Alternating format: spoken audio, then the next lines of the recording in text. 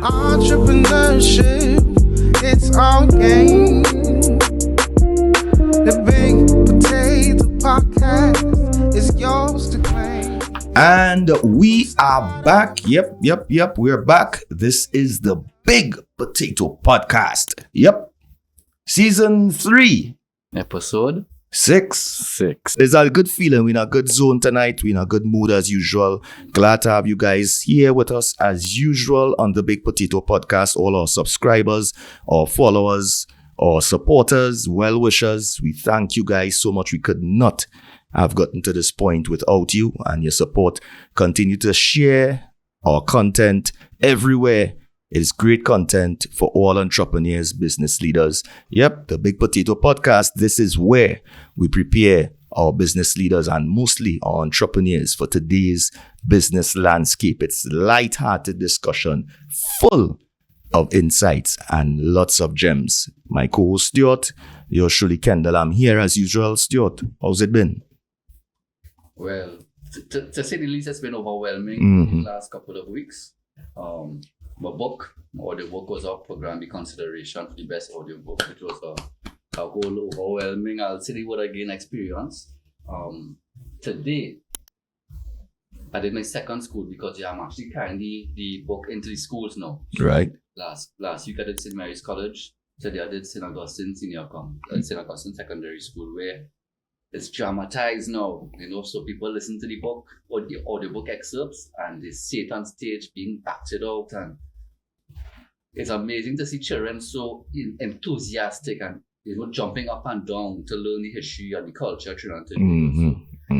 Today, even though it's a very long day, I am energized, as I said earlier in the prayer when we were discussing before the show started. I'm energized. I'm filled with passion and purpose. Yeah. It was a long, tiring day, but I just could go another 10, 12 hours. Well, I'm glad you mentioned passion and purpose because a lot of that is what we're going to be discussing tonight. So kudos to you. Of course, pick up your copy of From Ibadan to Heliard as well. You get more information on that through the show.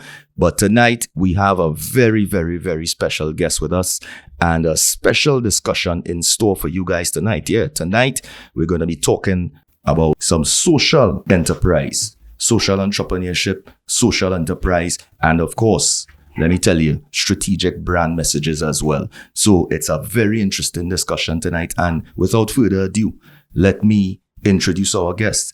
He's the founder and managing director of 10 Caribbean Marketing. He's a multi-award winning marketing and communications professional with experience in developing campaigns across fast-moving consumer goods, telecommunications, spirits, tourism, and education industries, just to say the least. He walks that path, works with brands that want to connect with Caribbean audiences through authentic and effective strategy, storytelling, and creative execution. And he has a passion for giving back. He's involved in a number of charitable and community projects. As a matter of fact, we're going to hear some more about what his company has been doing as well in that vein. So without further ado, let me welcome to the Big Potato Podcast, Mr. Darien Sobion. Thank you so much for having me, guys. It's a pleasure to be here. I'm really looking forward to having that conversation today. Yep. Thank you so much. Of course, agreeing to be a part of the show. As you mentioned in our discussion off air as well, I know you're a keen viewer, a key fan of the show as well, and a key supporter. And I really want to thank you for that. And thank you for being here tonight. Yeah, so one of your many subscribers. You know what it's all about. I'm one of your many subscribers. So yes. All right. Excellent. And thank you for that. We thank you for the support and continue to support us.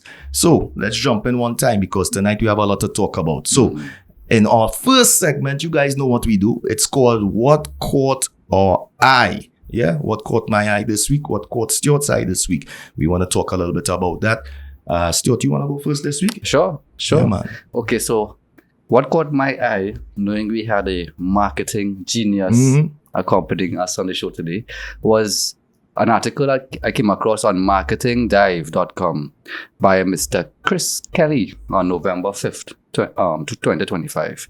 It's why Coca-Cola keeps pushing the limits of generative AI despite backlash.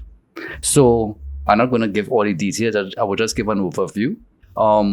Last year, Coca-Cola came up with the AI, say a remake of one of their classic holidays coming campaigns. Right. So last year it wasn't fully AI, but it started to get some backlash last year.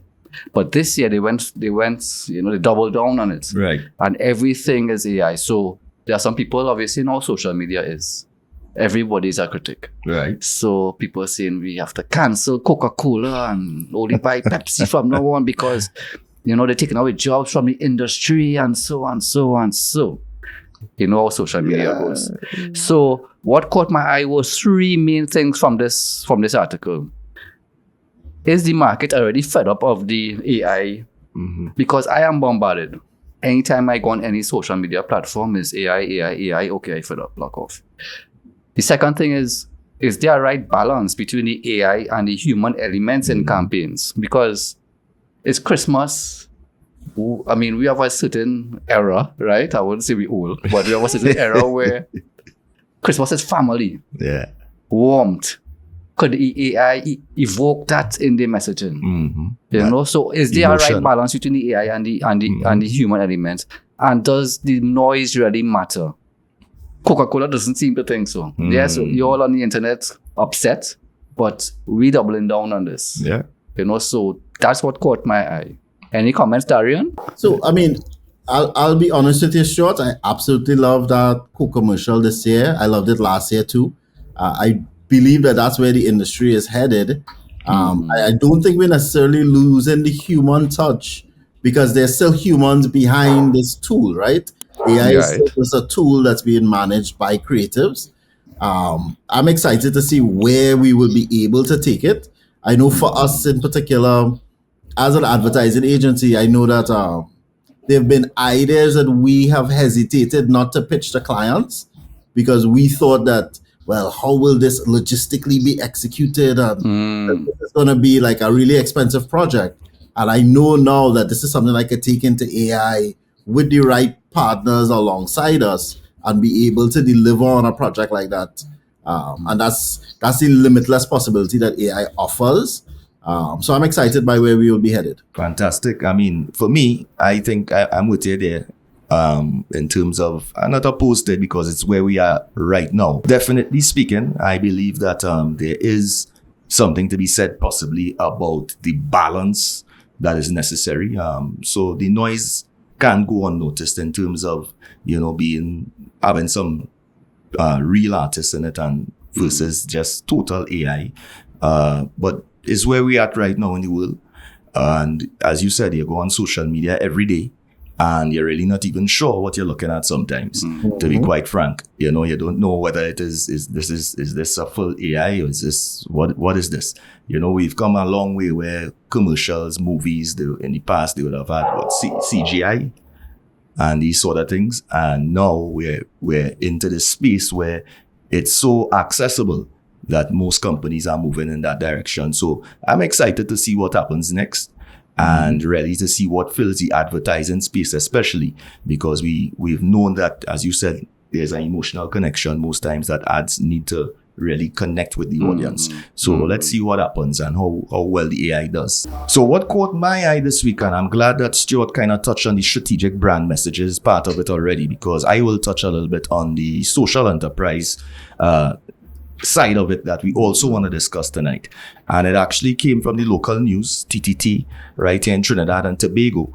And it said, Caribbean youth shine at CAF's Enrique Garcia Leadership Awards in 2025. This was a couple months ago in August, but it highlighted, I think, something that I really want to touch on tonight. So the Development Bank of Latin America and the Caribbean recognized young social entrepreneurs across the Caribbean and Latin America whose business models address social and environmental challenges, signaling growing support for mission-driven ventures in our region. And this is critical. All right. And it shows that social entrepreneurship is not just a side project anymore. It's being institutionalized and it's being funded and celebrated regionally and worldwide, globally as well, as we know so many companies have gone on to social enterprise, social ventures, and have really become the beacons in this arena. So just to highlight a couple of the folks, we had Kerry-Ann Bovell out of Barbados with her company Myco. I hope I got that right. And they use the sargassum that we know is a problem in Barbados even here. Yeah. The seaweed. Yeah. And agricultural waste to turn that into biodegradable materials for agriculture, furniture, and cosmetics. Incredible. We had Nicholas Key. He's out of Jamaica. And he uses seaweed as well and oysters to drive carbon removal and biodiversity restoration for fisher folk. And we had our very own past guest, the Reem Jeffrey. All right, he was up for consideration as well with Eco Wash, the region's first water conserving solar powered car wash using only 2 liters per vehicle. Excellent model. So my thing is, Darien, and I know you're a man who your heartstrings will pull on some of these things as well. The social impact plus the business model, it is starting to really, I think, drive into the Caribbean now. We know globally, we heard of Tom's, you know, Ashoka, all these companies, they would have been in social enterprise for a very long time, right? They, as I said, the pioneers in the industry, if so. And now we're seeing in the Caribbean where there's the opportunity for entrepreneurs, I believe, to also play their part. So what are your thoughts on that in terms of the penetration now into the Caribbean? Yeah, I'm really excited to see what where we are now and where we are headed. I think you're really seeing us turning a corner from the typical model, right? Which is that you're mission driven, but you are still depending on getting your resources from handouts from the private sector. You're not actually financially stable. You don't have a business model that can sustain you. So it's exciting to see us turning that corner now. And we want to be at the forefront of that as well. Of course, we're not a fully social enterprise.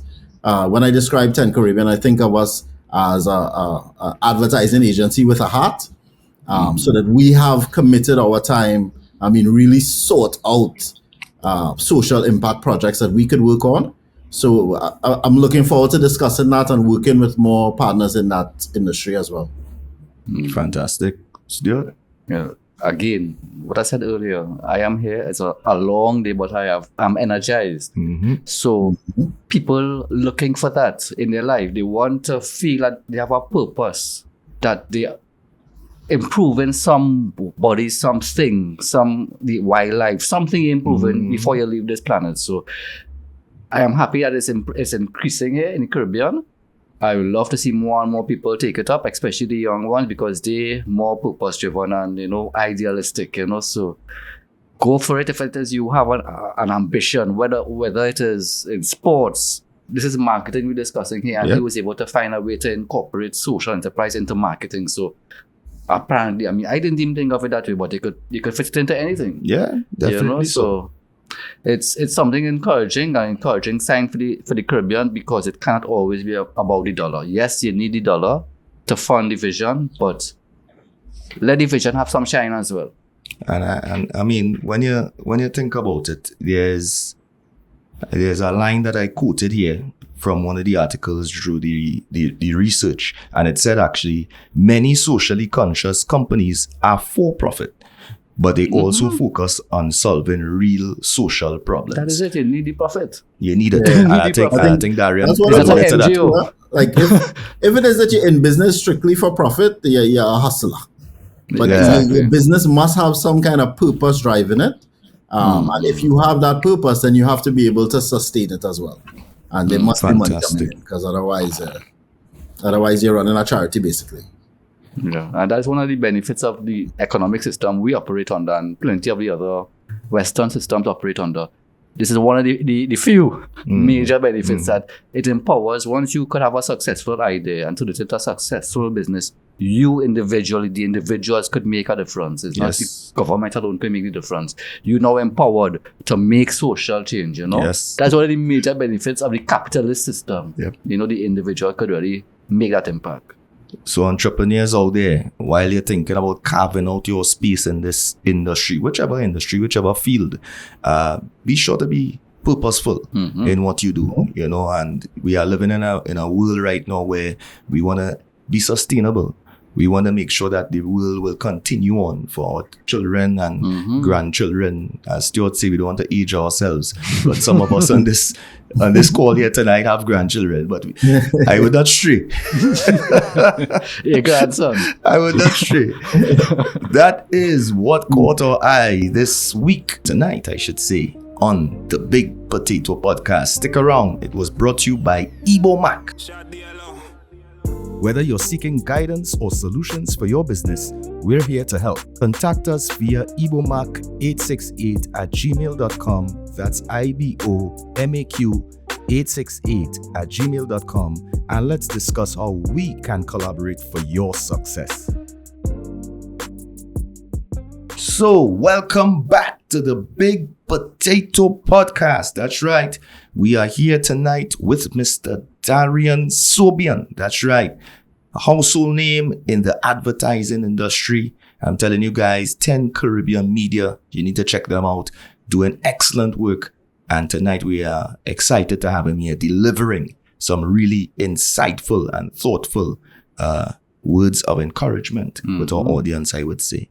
Definitely. So, as we jump in, Stuart, you wanna throw a line at Mr. Sobion? Well, I have a question. My first question will really be, what made you decide you want to have this sort of approach to your business model? That it isn't just about the dollar. I mean, that separates you from a lot of agencies. You know, what made you? Is that something that you grew up with in terms of civics and ethics and, you know, empathy for other people and so? It was just a business model. This is how we could have made the most money by tying these things together, or you know, what really caused you to go down this road? So, well, all right. So 10 Caribbean is now 8 years old. And well, the name itself kind of speaks to the identity and where we took the brand, right? So 10, of course, comes from that great Eric Williams speech when the West Indian Federation was dissolved. If you take 1 from 10, you're left with 0 or 0. So it was always built in from the onset that we wanted to be this regional company that was doing good for the Caribbean, right? But even before I started, it had a lot to do with my personal journey as well. Because, well, Stuart and I went to CIC together. I don't know if Stuart knows, but I left shortly after Form 5 and finished my education and started my career in Jamaica. So I left there when I was about 16 years old and then lived in Jamaica for about 18 years, right? While I was in Jamaica, I had the opportunity to work with global brands, RBC Royal Bank, Digicel, Red Stripe, and at that time they were part of the Diageo group. And while I was excited doing some of the cool stuff that we did, so we did a Christmas campaign with Bolt, we did Reggae Sumfest, like all these exciting events. I think what was really exciting for me more so than anything else was the opportunity to work with the Digicel Foundation. So we worked with communities in Kingston, at-risk communities. We delivered a responsible drinking campaign for Diageo, which was called Drink Right, drink the right amount, right age, right way, right? So while kind of getting my feet wet in that social impact space, I was ready to come back home, bring some of that experience, expertise to local brands, and didn't necessarily get the opportunity to work with local brands because, you know, things never really work out as you intended. So the agencies that I got connected to when I came back put me in contact with Caribbean brands. So I actually did Lucozade Caribbean and Western Union Caribbean and finally Caribbean Airlines. But I knew that this was all part of my journey, really. So it went from being a personal mission to being more of a professional commitment for us, which was that we really wanted to be that Caribbean agency that was bringing your local favorites to become these global powerhouses. So that's how we really framed the agency to start. And then we got these opportunities to also do social impact work along the way. It definitely wasn't something that was built into our DNA. It was built into us to be a Caribbean company that was going to do good for the Caribbean and unify the Caribbean with our work. But the specific causes that we were able to contribute to, that wasn't necessarily part of it to start. So that was all organic. Yeah, it really was a happy accident. We were open to opportunities and we had the right opportunities at the right time. When we first launched, we were heavy into influencer marketing. That's how we started. But the business side of that never really panned out, right? So the way I explain it to people now is if I did an influencer marketing campaign proposal and an event marketing campaign proposal, pretty much every time the influencer marketing proposal didn't go through, but the event marketing proposal went through. So that became our identity over the first 3 years. I mean, we launched in 2017. So if you're doing the math there, the first 3 years, right up to the pandemic, we were heavy events, festival marketing. We did it, well, of course, with the starting with my big brother Jules, Caesar's Army, my sister-in-law, Candy Coated, and then we went all up the islands and Caribbean diaspora, working in Bermuda, Grenada, St. Lucia, St. Kitts, and all that came to a halt with the pandemic, right? And it required us now to take stock of the business and really decide how we wanted to go forward. And again, coincidences / destiny was right around that time. We connected with Volunteer Center of Trinidad and Tobago and really did our first social impact campaign. So they were launching this mentorship program. And what was unique about it is that they were doing a many-to-one model, right? So it wasn't just like a big brother and a little brother and you're connecting two people. But if you signed up to be a volunteer and a mentor in this program, you would be part of a larger supportive ecosystem for the kids that they were working with. And they came to us and they weren't really sure what to call it, how to promote it. And we took it, we sat with it over a couple of days and really kind of looked for that insight, right? Which is how we approach every campaign that we do. And what was the insight is that what mentors may be having a challenge with is saying, well, the me mentality, this is not my problem. Why would I volunteer my time to do something like this? And then we wanted to create that mind shift, right? So we went with the idea of saying, well, let's go from me to we. And that became the name of the campaign. I mean, very simple, taking the M and just flipping it now into we. That became the campaign, pitched it to the client. The client absolutely loved it. And they still use that name to this day, right? This is 5 years later. But that door opened 2 more doors to where we did Habitat for Humanity, we did Red Cross, and there were a lot of other important steps along the way that brought us now to where we were able to do the campaign that we did for UNICEF. So it was meant to be, and we living in that purpose right now. But it was something that was, as I said, internal to you from the get-go. I mean, trying to improve the Caribbean, that mission, that vision to create a company to do good. Yeah, I mean, the way we looked at it is that Caribbean brands, Caribbean people, we're world beaters, right? We always are. We always shine on the global stage. And so when we started, that was the angle that we took, right? Which is that these Caribbean brands deserve to be seen on a bigger stage. And we wanted to work with brands, and like I say, Caesar's Army, Candy Coated, they aligned with that purpose. And now we've gotten the opportunity to not only advocate and champion Caribbean brands, but champion for Caribbean causes, right? So, I mean, I could speak to the the UNICEF campaign, which is the last thing that we did.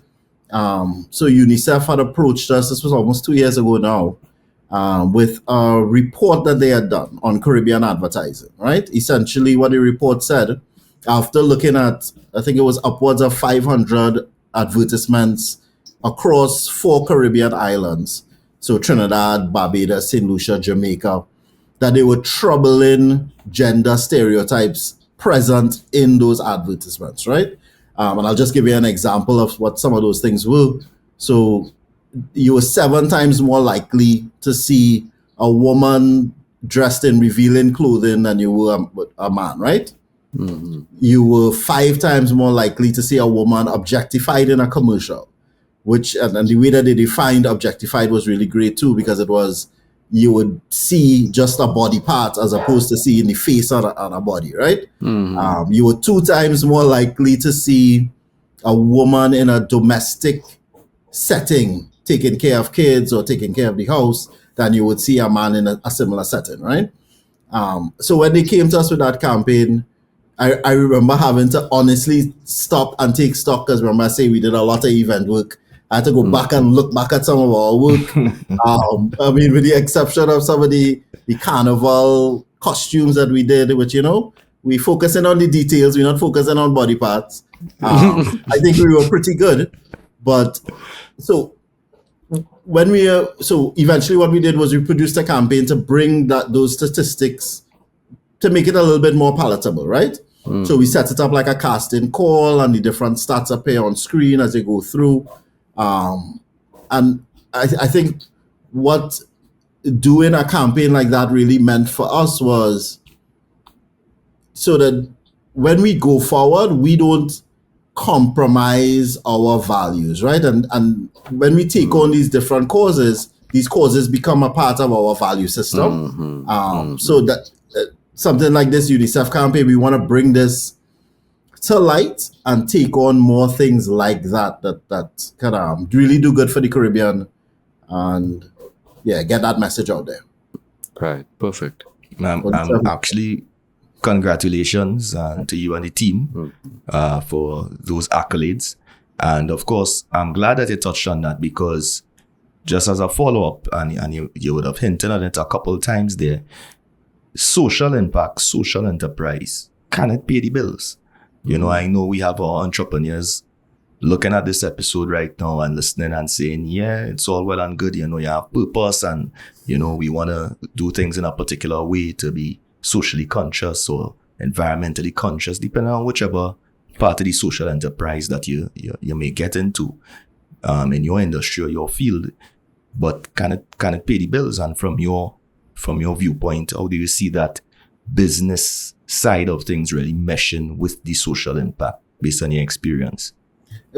I can tell you the way that we've dealt with it. It's been, so there's this thing that actors say about doing one for them and one for me. That's kind of how we've been approaching it, especially I would say over the last 3 years or so, which is, right. So if I'm wearing different hats, there's a hat that says, so 10 needs to be able to do campaigns that go across a wide variety of industries, right? Like I think you all touched on it on the bio. So we work with, I could speak to what's happening right now. So we're developing a campaign for St. Lucia tourism. It's a nationwide campaign. It's actually to drive Trinis to come to St. Lucia before the end of the first quarter, right? Next year. Okay. And that includes digital billboards, static billboards. There's a social media component to it as well. So we earn from a campaign like that. So that's one for them, right? Because when I say them, I mean my accountant, my accountant, right? And then one for us, because right now we're also working with Caribbean School of Dancing, and they're presenting the coconut cracker. That's next Saturday and Sunday. It's something that they do once every 3 years. We're engaged in that project, not from the point of view of, hey, this is going to be a profitable thing for us, but because it's the best of Caribbean creativity and innovation, and we want to be involved in projects like that, right? So it's been trying to have that wearing those two hats and trying to strike that balance, because unfortunately right now, we haven't experienced where you're able to sustain a business strictly on social impact. I think what really excited me, and I know Stuart was there as well, was the opportunity to connect with Kevon Foderingham from East Yard Enterprises, and trying to start that conversation with him about, well, how can we do this? Because in a perfect world, I would be able to do only this, but how can we do that sustainably? Yeah. We definitely don't exist in a perfect world. Of course not, because you'll be in utopia and not in wherever we are in the world right now. But hopefully not dystopia. Hopefully not dystopia. I mean, definitely we see where there is the integration between on both sides, and I think you summed it up really well in terms of saying, one for us, one for them. In terms of really that approach, I think is a good approach. I mean, we say it in layman terms, but of course, you guys understand what that sort of model looks like. So whatever your business may be, whatever industry, I keep harping on that because tonight we're talking about an advertising genius here. But in your own industry, whether you may be in automotive, we mentioned the Ream earlier with Eco Wash and all these kind of things. As simple as that, there is some sort of social impact that can happen. And of course, you have to mesh that now with your profitability to bring it home. And then, in all things, you have to do your business planning as well. Make sure you have a market. Make sure your market is scalable. Yeah. You could do it for passion, but it could become like a hobby then, as opposed to a business. Of course. As they say, a business that not selling anything is a museum. So it could be a museum for all your nice vision and mission statement projects, but nothing going on. It's just a museum, nice, and go there and visit them for a nice feeling. Yeah. But you have to make money. You have to be able to finance these projects. You have to be able to pay a team. Of course. Because Darien not doing all this by himself. This is it. It's a professional team. So everyone has to, live together. My question would be what would be some of the yardsticks you'd use to measure success, like some of the KPIs on a project? Yes, some projects will be one for them, one for us, but only the ones for us, right? What are some of those KPIs you look at in terms of the improvement to society? So, like I say, we're not a pure social enterprise, right? So I know that a real social enterprise would be measuring for impact, right? Right. I'll use the Caribbean School of Dance project as a relevant example. So we went into that project because we were able to. But one of the reasons why we got involved in the project is because we were able to launch a product that we had been developing for a long time, right? So we had been working on a cultural and creative web series called Inspiration, with the double T, of course, because it's Trinidad. And this was a great launching pad for that. Essentially, what we do is we take a host to the rehearsals or the behind the stages of an event, and they would document the lead up and actually document at the event as well. So for us, that synergy was there for us to be able to connect those two things. And that's why we were willing to engage in a project like this. In other cases, when we get involved in our social impact things, it's not from the point of view of, well, how can 10 benefit from this? It's, again, going back to how can the Caribbean benefit from this, right? So we got involved with, I'll use Habitat for Humanity for an example. This was another pandemic campaign. When we worked with them, they would typically have a 5K every year, be able to use that as a fundraiser, weren't able to do it, of course, because of the pandemic. So what we built out for them was Healthy at Home. It was this virtual 5K fundraiser that they were able to use. All you had to do was get one of those steps trackers. Yeah. You'd be able to do your 5K around the house. They could challenge your other family members to see who could finish the 5K faster, like that. But that was strictly from the point of view of, hey, this is something that we want to be involved in. You guys need the help we could support. and we could bring something really interesting to the table, right? Of course, these projects also become a showcase for us, because then we could say, okay, great. You see how we were able to innovate for this client. We can bring that same kind of innovation to you, but it's not necessarily to say that, hey, we are gaining tracking anything it. Yeah, from- you're not tracking it. You're just putting the pieces together for the benefit. Yeah, like I say, the first hat, I shouldn't even call it a hat. There's a head that says, hey, we have to make sure that the team gets paid. The lights stay on. And you're bigger and you need bigger clothes. You can get bigger clothes. You know what I mean? Like that the basic things are taken off. And once that head is in place, then we could put on another hat that says, hey, we could really contribute there. How can we partner with you? Because we've been actively seeking out those types of projects, right? Like you guys mentioned the awards that some social impact entrepreneurs won this year. But there are persons like Carney Cycle that we absolutely love and have reached out to for the opportunity to work with. I don't know if you're familiar with them. Essentially, recycling and upcycling carnival costumes to give it a longer use. There's Conflict Women. I don't know if you're familiar with that one, which is essentially survivors of domestic. And sexual violence being trained to do jewelry and get into their own businesses. Like those are the types of businesses that we say, yeah, as long as I can take care of the basics, then let me see how best I can contribute here and really give back. Right.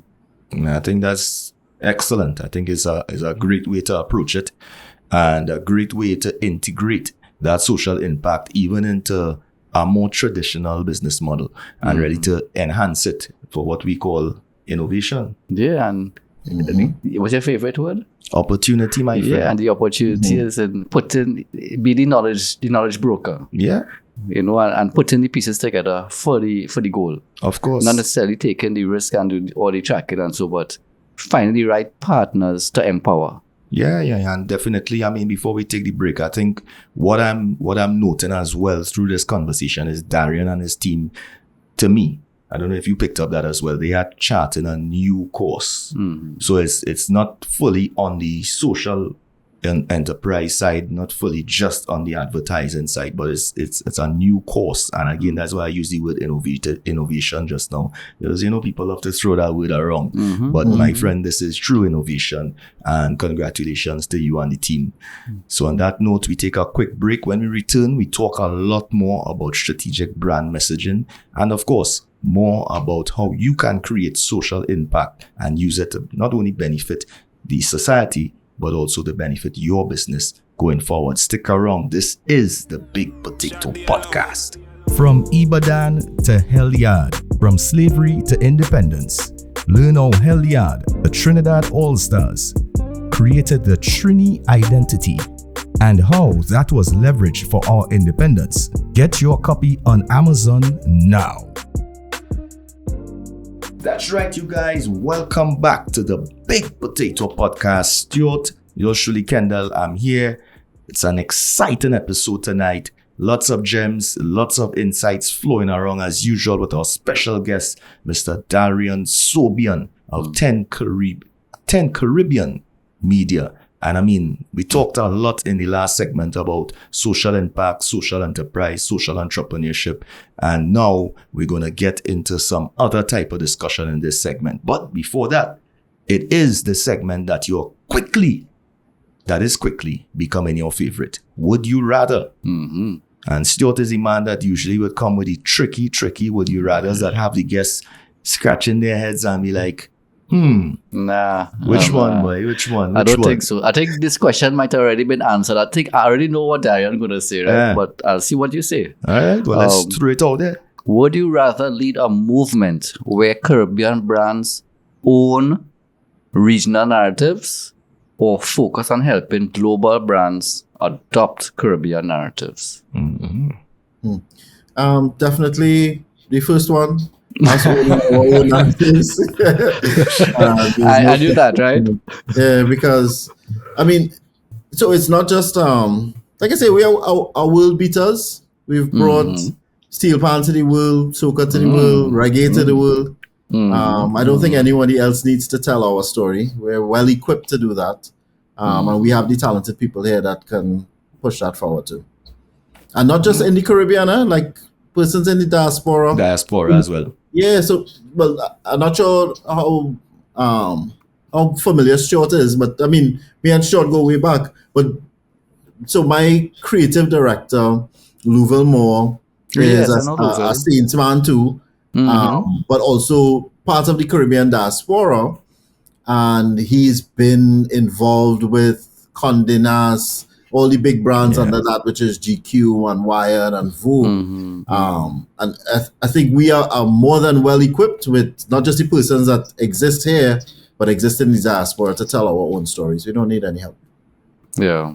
Listen, why would we want, the global, how should I say, the global people, let's just say that, to come in and adopt? We want them to enjoy. We definitely want them to participate. We definitely want them to help us grow. But I don't think, as Darien said, we need anybody to tell our stories. Definitely, we open to collaboration. Don't get us wrong in what we're saying here. And we open to working with anybody globally. But in terms of really owning that narrative, I don't think that anybody could tell that story better than us. Well, I agree on principle. I'm going to put it this way. I agree with you all 100% in terms of how it's supposed to be and what's supposed to happen. But this week, the new mayor just mentioned Port Trinidad. And that is headline news and everything. Just this man mentioned Trinidad. Everybody's social media is Trinidad mentioned by the youngest mayor. So yes, we should have the ability we have the ability to tell our own stories, but somehow in our mindset, remember we had Mr. Sam, Shane on, and he was talking about mindset. In our mindset, we just have this thing where we need them to call our name. A lot of people want to be accepted into their culture. Let them call our name for this, for that. We always have a list of the top celebrities who born in Trinidad, and always trying to find that adoption in, as opposed to create the story ourselves. So yes, off the top, we have the people in power, in places to do it. We have the storytellers ourselves. We have the creativity and the talent. But something about us, we just want that to hear our name called by the other people, Notoriety. Yeah, we want that, but it's sad. Global acceptance. Yeah. So there's some validation that comes with something like that, right? And I remember, and Stuart, you would have experienced it this week, right? If you got that Grammy nomination, books would have been flying off the shelf, like. Well, I can't say them. I paused it there. I paused it there one time. I didn't want to get upset tonight, But Trinidad only had soca artists that went up for the Grammys. According to all the media. They had no writers. They had me. I was not on the focus. It was about the soca artists. You understand? I wasn't even on the consciousness of it. Right. So I just had a pause here. There. I just insert that to show you how appreciated the literary arts is. In our beloved Trinidad and Tobago. We get lost. The creative industries get lost in the mix. And I remember when, so it's probably been about 3 years now when we won our first set of awards, right? So it's Caribbean Advertising Federation and American Advertising Federation.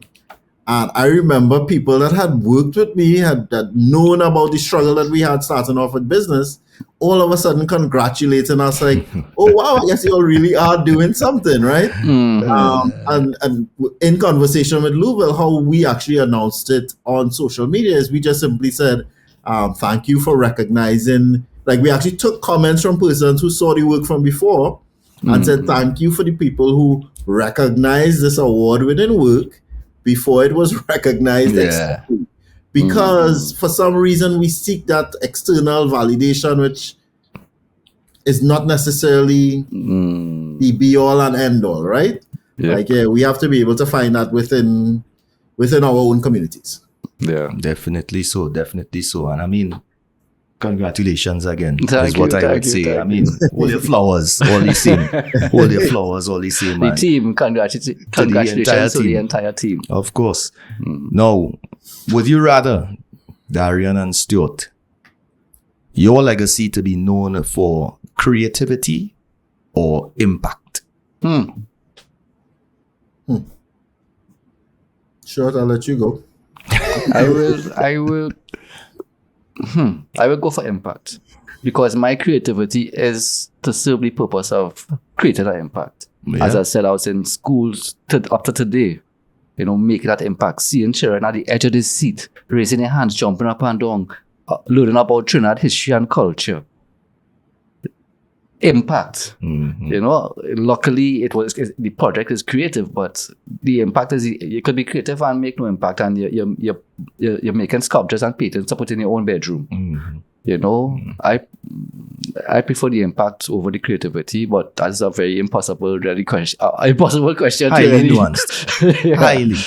Yeah. I agree the way that Stuart put it, which is in what we do, the creativity is wrapped up in the impact as well. But yeah, ultimately it's the impact. When 10 years from now, and I'm sitting with my son and walking him through what we were able to accomplish at 10 Caribbean, it will be the same things that I mentioned tonight, right? It wouldn't be the fly-by-night stuff that we did that was just a Christmas promotion, a Valentine's Day, social media graphic. Those things will eventually just fall to the wayside. It's the social impact work that we did, the things that really stand the test of time. And that's why I started out with that Meet a Week campaign, because I look back at it 5 years from now and it's still there. Like literally, they reached out to me today to set a meeting this week to discuss whatever the next phase of that will be. So yeah, that's the kind of impact that we want to have, something that stands the test of time. So yeah.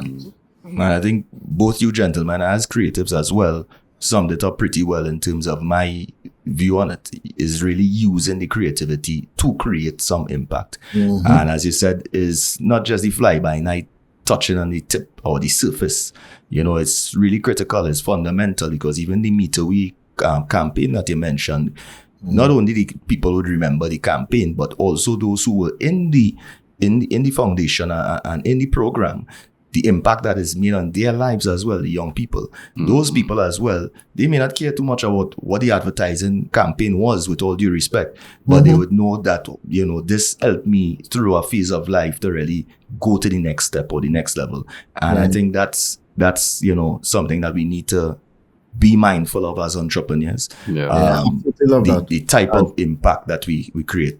I just want to just repeat something that Darien said that I think might have just flown over some people's head. When he sit down with his son, yes, in the future, he not going to be saying, well, this company, I make extra 5% ROI for them, No, he going to say, see this community here, I help with this. You see this community here, we change this for them. That is the story he's going to tell. Not about this extra dollar he saved for this one, or how much new engagement he was able to create for this one. No. It's the impactful stories is what will remain. Definitely so. Definitely so. And my friends, that is Would You Rather for tonight. Be sure to drop us a line, throw in your 2 cents. What do you think? What would you rather, based on the 2 questions that were posed tonight? Thank you very much, Stuart and Darien, for participating in that segment. As we move swiftly along to our final segment tonight, boy, the show is flying by tonight, and it's so impactful. We talk about impact, right? All night we mentioning this word impact, and it is a very impactful show. I'm sure it's opening the eyes and the minds of our audience tonight for sure. So let's talk a little bit about strategic brand messaging. Now, in terms of your industry and your field, this is literally what you do. You create messages for audiences, for brands, right? Or on behalf of brands, I should say. So tell us a little bit about that in terms of some of the younger advertisers or those who may just be thinking about stepping foot into the industry. What does that look like, really creating strategic brand messages that create that sort of impact that we were talking about a few minutes ago? Yeah, well, I'm a little long in the tooth now. It's been 15 years in the industry. And when I think about strategic brand messaging, the first thing that comes to mind for me is insight driven. That's the way that we've kind of built our our approach to developing campaigns for clients. And I mean, when you talk about insights, I know you might lean towards Instagram and the actual analytics of something like that, but it's not that. It's really a mix of art and magic, science and art. It really is alchemy. There's no other way to put it, right? And that's what we've been able to do. So I got the opportunity to kind of walk you through how that worked for me to we. And I struggle to explain how to somebody that's now getting into the industry what that takes to be able to do something like that. Like, I don't know if either of you guys have ever done this. Try to actually follow your train of thought from point A to point B, how this thing popped into your head and how many different stages along the way it takes you to get there. Yes. So like I might meet with a client today and the drive home from meeting with that client, I know that when I sit and I think about it, honestly, I've gone through 5 different campaign options and I know, hey, well, this ain't gonna work for that reason, or this might be too costly. And by the time I'm home, I'm already ready with like, hey, this is the approach that I would want to take. Of course, I have to convince Louisville that that's the approach that we should take. But yeah, like I say, it really comes with experience, being exposed to a lot of different content. Like I spend a lot of my free time watching documentaries, reading Adweek articles, like kind of really absorbing as much as I can from the industry and what's happening locally, what's happening regionally. But yeah, there's a certain magic that you can't really explain that takes place. Boy, the old Adweek and Mashable, boy, Stuart, boy, you can't do it all that, right?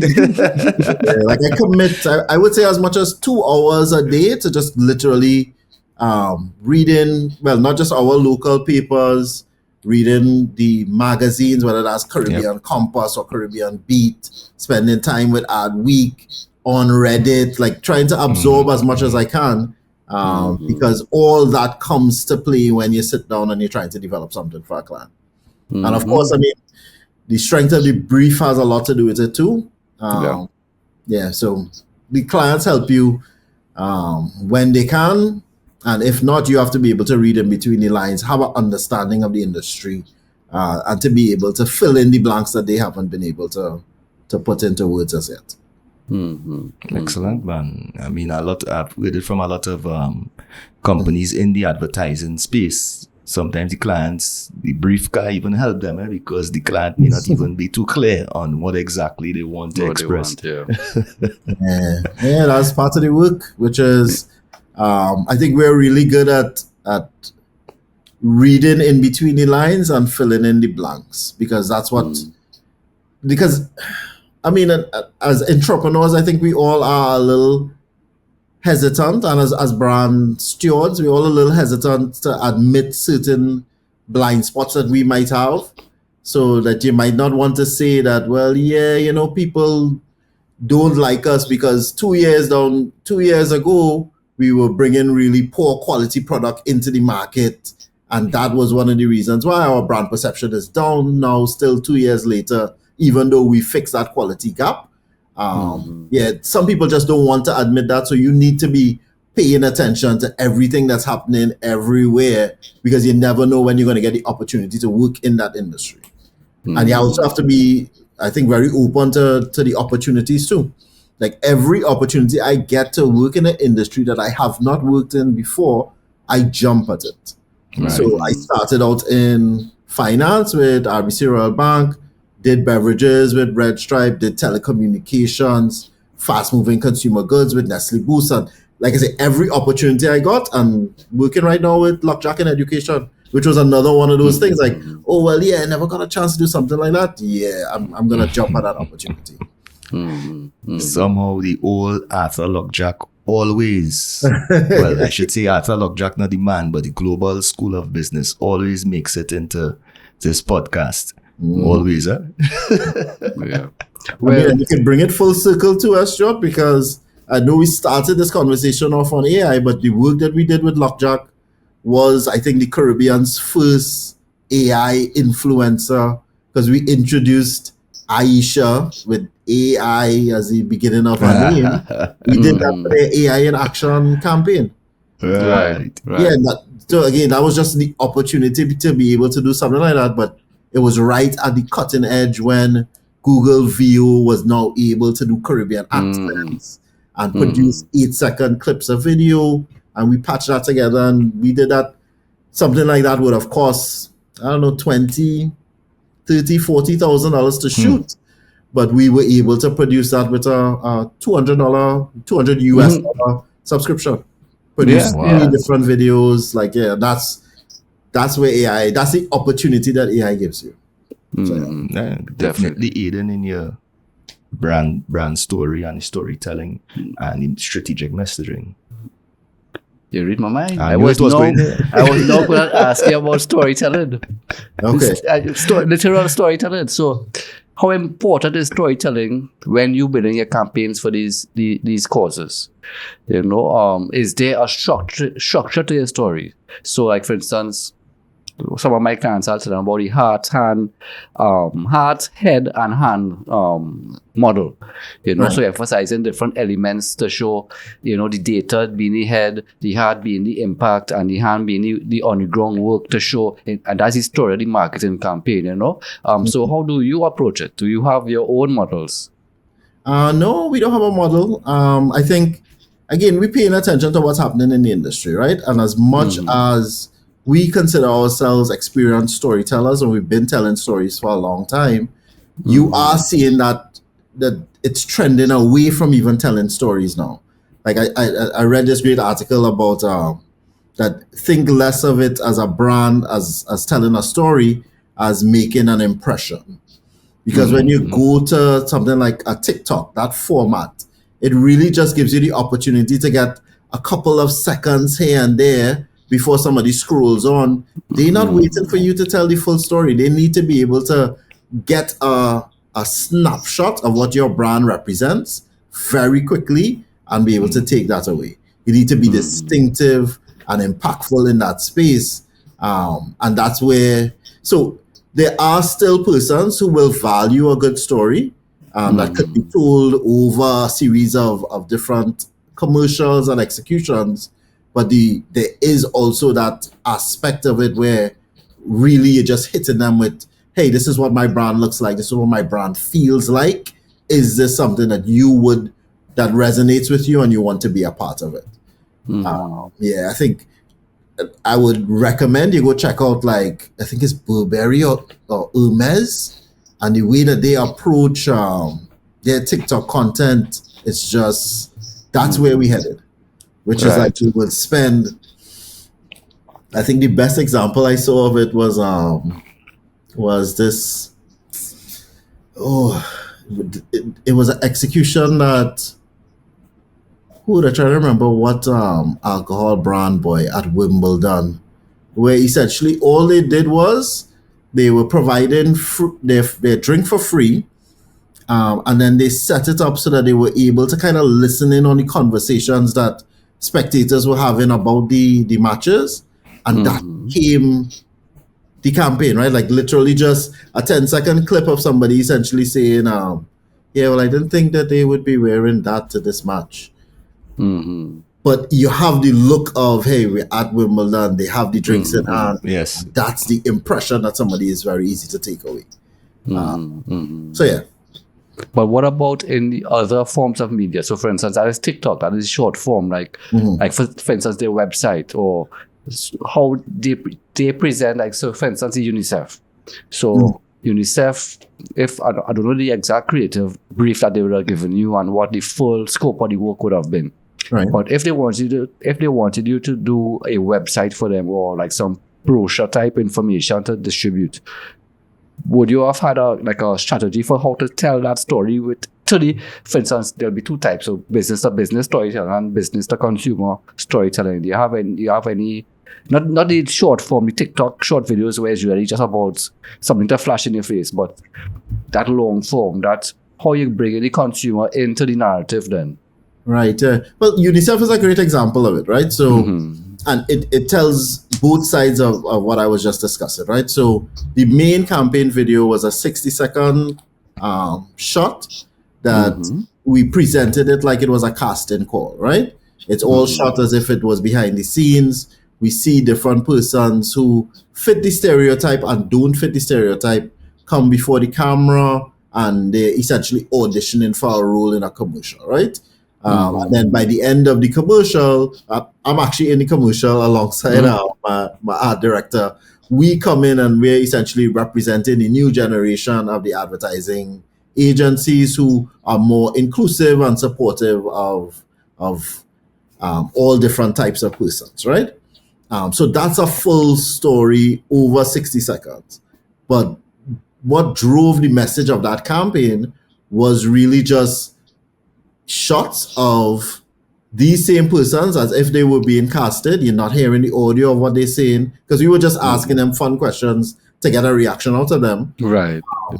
And you could tell that it's unscripted and it's the stats popping up. But it's that messaging being repeated because we did a different stat for each person. 9 different stats were rolled out over the time. And that repetition, consistent brand assets each time. Like there was no way that you could miss it in that rollout. So even if you weren't sticking around for the entire story, you couldn't miss those short form videos. And it's finding that balance, I guess. Perfect. Yeah, that's how I see it. So let's create some social impact, as we always do. This is a social entrepreneurship project. We always say the Big Potato Podcast. Let's create some social impact right now by helping our entrepreneurs, probably to alleviate or I guess to bypass some of the missteps that you may have made in getting started. Is there any one or maybe 2 missteps along the way that you think you could save them from? And this is just entrepreneurs on the whole, not just necessarily those who are trying to carve into the social impact space. Yeah. Or advertising space. I feel like we've said it a lot tonight, but I think having a purpose, but also I think where we missed is that we didn't necessarily share that purpose as often as we should and really communicate it. So it's all well and good. I think Stuart touched on it too. To just have your mission and your vision in a document that's there collecting dust somewhere, but really having that purpose and sharing it consistently so that people have an understanding of what you stand for. I think that's something that it took us a little while to figure out how important that was for us. Missteps, boy. Purpose, plan. I think definitely having a plan. I remember those, I would say like the first 2 weeks when that pandemic hit and we had to just, like, I remember just sitting down and hearing cancellations for projects back to back. Right? And I just, so have a plan, stick to your plan, but scrap your plan and create a new plan when you need one. And that was it for us. And that plan has really kind of sustain the business over the last 5 years. Like I remember sitting and saying, we need to refresh our website. We need to apply for awards so that people could see that, hey, this is our award we didn't work, we do it. Build stronger relationships with our creative partners. Yeah, like all that is mapped out in like a 10-step plan that I did in the heat of the pandemic and being really concerned about where the business would go. So have a purpose, share it, have a plan, change it if you have to, and have a support system that you can rely on, and don't take advantage of them either. Know that they're there for you to support you, but don't abuse it. That would be my advice to entrepreneurs. Right. Fantastic, man. I mean, an entrepreneur's role at pivoting. But how do you choose your project? So for instance, do people have to approach you, or do you, in your scanning of the landscape, do you come across opportunities which you say, probably we should pitch to this company, or probably we should pitch to that company? Yeah, that's exactly it. So yes, we get a lot of people reaching out to us, but a lot of it is being proactive and reaching out to businesses and like, hey, I see what you guys doing. We want to be a part of that. How can we partner? That's how I got in contact with Kevin. Literally just sent him a message on LinkedIn. I was like, yo, I love what East Yard is doing. Amplify Connect is coming up. How can we be a part of that? So yeah, a lot of conversations start that way. So again, if we're doing advice for entrepreneurs, like, yeah, you can't be shy anymore. If there are certain things that you want to get involved in, don't wait for that person to reach out to you. You ought to reach out to them and say, hey, how can I get involved? This is what I bring to the table. This is the value I can offer. And let's see how we could make this work. Yeah, they say close mouth to eat. I'm telling you. And that's the aspect of business development in your entrepreneurship as well. So all entrepreneurs take note, close mouth don't eat. And the plethora of the social space right now and the social platforms. You mentioned LinkedIn, there are so many opportunities now where the globe is this small right now. You could definitely connect with people, whatever field, whatever industry, whichever companies you see out there that you want to get in touch with. You like the work they're doing. You think you could add some value. And I repeat that part. You think you can add some value to what they're doing and their business. Definitely reach out and network yourself to get in. Stuart, I think I may just have like one more question for the night. One more question. So you mentioned a couple of times your team. How important is it in terms of really forming a team, not just for the advertising that work that you guys have to do, but also with the mission-driven stuff that we talked about, the purposeful stuff that we talked about, because you're definitely doing both, and you would need a team that could mesh and deliver on both ends. Yeah, definitely. I mean, you have to build that community, and I mean, we've been fortunate. Well, I shouldn't even say fortunate, because it's been a process of these are the people that we're working with, that we want to work with. Some things didn't work out over the 8 years, but there are persons that I work with today that are still with me from 8 years ago, right? I spoke about our creative director, Louver Moore, has been down from the first 2 weeks since 10 Caribbean got started. Our art director was one of the first graphic artists that we worked with and has kind of moved our way up the ranks since then. Video director, the same guy who shot UNICEF. I remember, I always take any opportunity I get to tell this story, when we had just started and a client came to us with a big ask and a small budget. And I went to persons who I knew who were videographers, and they were all like, nah, boy, Darien, we can't do this. And I reached out to Ronaldo Matamoro, who I didn't know from. He was like, yeah, we will make that happen. And since then, I made that commitment to him that any project I get the opportunity to bring him on, he's been involved in. So it's kind of building that team and finding the right people who you want to work with. And if you're lucky like we are, you get people who are really innovative too and who are really pushing boundaries and trying to get better at their craft. So yeah, I have to give thanks and always looking for new persons to join the team. So any creatives out there, Caribbean creatives, reach out to us. There's something too that we use the opportunity to plug here, because, well, obviously, I have that Jamaican experience.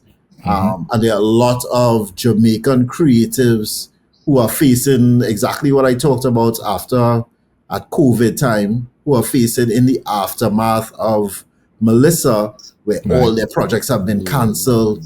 We're having some conversation with those guys too about that is a way to give back to Jamaica too, right? Support a Jamaican creative. So we will be rolling out some stuff, kind of showing some of the guys that we've worked with over the last 8 years, and encouraging people to bring them on board, especially over the next couple of months when, people trying to make ends meet.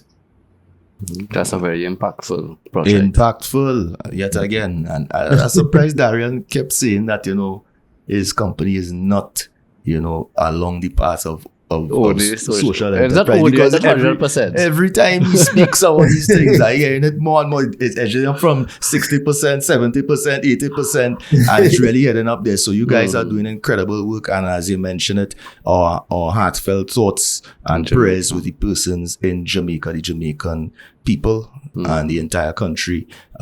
We really, really have you in our prayers and our thoughts. As we mentioned, our editor, in fact, is in Jamaica as well. So we feel it with you all, and where we can help, just as Darien said, we are doing so. Well, I have one last question. Well, this is really an opportunity for the listeners to see some opportunities, right? So you know the industry throughout the Caribbean. What gaps do you see for young entrepreneurs interested in social issues to go into that might attract the interest of a company like yours? Yeah, I definitely think there are a lot of opportunities. The conversation that I had with Kevon was around how we could create a platform that makes it a little easier for the private sector to be able to contribute to these, for for-profit companies to contribute to for-purpose companies, right? And the model that really inspired me, that I think is something that could work in that industry, and it has worked in other spaces, is, I don't know if you all are familiar with the idea of an upfront. It's something that some of those big streaming companies will do, and even the traditional TV networks, right? So NBC would have a big event at the beginning of the year that says, hey, so these are all the big properties that we have coming up for the rest of the year, right? We might have NBA on NBC, we might have the Grammys, and brands get the opportunity to partner with them right from the outset, and maybe at discounted rates and things like that. And I would like to be able to bring an upfront concept towards impact work as well, where you get these foundations, private companies that have their ESG missions, and then are able to connect with these social enterprises early on, right? So that you don't end up having, and I said this at Easter, and I gotta say it again, even though I didn't want to say it there, you don't end up having 5Ks for the same cause. But instead, what you have is different ways that you could bring awareness, really make some actual impact for whatever cause that you care about and you want to do something about. Because there are a lot of companies out there doing a lot of great work. I know you guys will be able to vouch for this too. A lot of time it's not a question of we don't have the ideas, we just don't have the support to be able to bring those ideas to life. And I think trying to find a place where, what I called it was an impact upfront, where you bring these people in the same room, just like you would have a tech conference and you're trying to get startups connected to investors, bringing these two groups of people together so that they can make those kind of connections that are needed. So yeah, that's something I would really like to explore. Again, once the head is on, I can put back on that hat and be able to explore those things. But yeah, it's really just a question of finding the time to make these things happen. No, I said that was my last question, but he mentioned something there that triggered a question, I should say. So how important would you say for young entrepreneurs is it when they're putting together their strategy to include things like the UN SDGs? The strategic development goals, and so do you think that they should even consider those things when they're putting together their strategies and what their purpose is? Like I say, when we defined our purpose, it was a personal journey for me, right? So I brought other people in on that mission, which was, like I said, it started from, hey, I want to bring my global experience to working on brands to our local brands here, right? And then that became, hey, I can bring that same experience to Caribbean brands everywhere. Right. I really do think that your brand purpose has to start from that kind of personal space so that it's authentic and true to you, because yes, it could be informed by all these other things, but that purpose is what will sustain you through all the ups and downs, and being able to say, hey, this is what my company stands for, and this is what we are going to be bringing to life. So wherever that inspiration comes, but I think at its core, it's a personal thing. Yeah. Like regionalism was deeply ingrained in my personal life, from my dad to my brother. Like it's part of our DNA. There's no escaping it. So yeah, the company is a reflection of that. Yeah. Well, the reason I ask that question is because, again, refer to some of I do mentorship for some young entrepreneurs, and whenever they ask me about storytelling for their advertising, and so I look for the matches. So if it's a health-related product, I always say, include the fact that it achieves the strategic development goal of the UN for health. Make sure that it's part of your storytelling. At least remember there will be storytelling for for the investors, storytelling for the consumers, storytelling for the other businesses, partners, and so. So that's generally the context in terms of the question I was asking. If they should try to always find something in terms of some of their outreach, their pitch decks, to tie it in just to reinforce their message, give them the upper hand, in negotiation, and put them, at least open the ears and the eyes of the investor a bit more. For the investors, I think. For the investor. That's storytelling, because it's 3 different levels, right? Yeah. For me, it whatever it takes that resonates. Because like I say, it's been a challenge for me, working with, like, bringing on younger team members, and it's something that I need to get better at too, being able to kind of communicate how we approach certain things, because there is no template for me. Like, we don't ever start off by saying, like, okay, so this is what, and which is why we are so careful about kind of balancing our capacity too, because every proposal is something unique, right? Like, I had a client ask me just the other day for like a rate card, and I was like, we don't really have one, because they're always unique inputs for unique assets that we create every time, right? So every proposal is unique. Which part of the story I think will resonate with that client. So yeah, it all depends on who your audience is and what story you want to tell. You want them to walk away with too. And that's dictated by your insights. Yes, yeah, Definitely. by what you know about the industry and what, again, alchemy. That is the word. That is the word. And what you know, you've never seen it done before. You know that this will cut through the clutter. It will stop the scroll. Like, really just having that understanding. I mean, we miss too, right? But I like to think that we hit more often than we miss. Yeah, I think you do as well, and that's important, because not every game is going to be a win. I don't want to get into these sports analogies right now, but Darien, thank you so much for your insights tonight. Are there any thoughts you want to leave our audience with before we close off?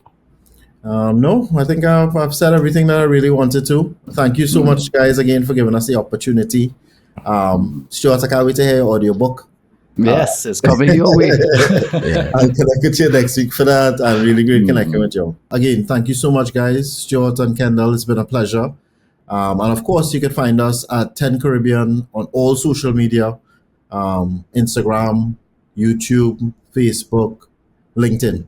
You can go to me directly at Darien@10caribbean.com. Always looking forward to the opportunity to connect in and finding new opportunities. Thank you. Great connecting with you as well, Mr. Darien Sobion. Yeah, that's right. What an incredible episode tonight. Yeah, definitely talking about strategic brand messages, and of course the importance of social impact and social enterprise in your businesses, and how both can be fused.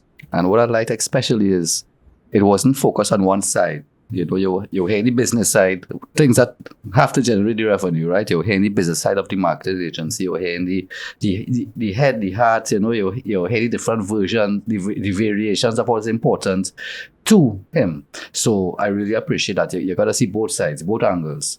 So I think it was well received by myself, and I believe you, and I think the audience is going to love it. Yep, definitely. That's it in a nutshell for tonight, my friends. Gotta thank you guys, as usual, as I said, for supporting the Big Potato Podcast.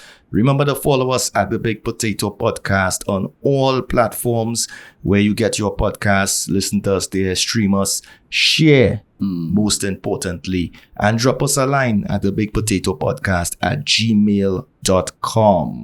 That's a wrap on tonight. My friends, go on in purpose. Entrepreneurship, it's all game. The Big Potato Podcast is yours to claim. From startups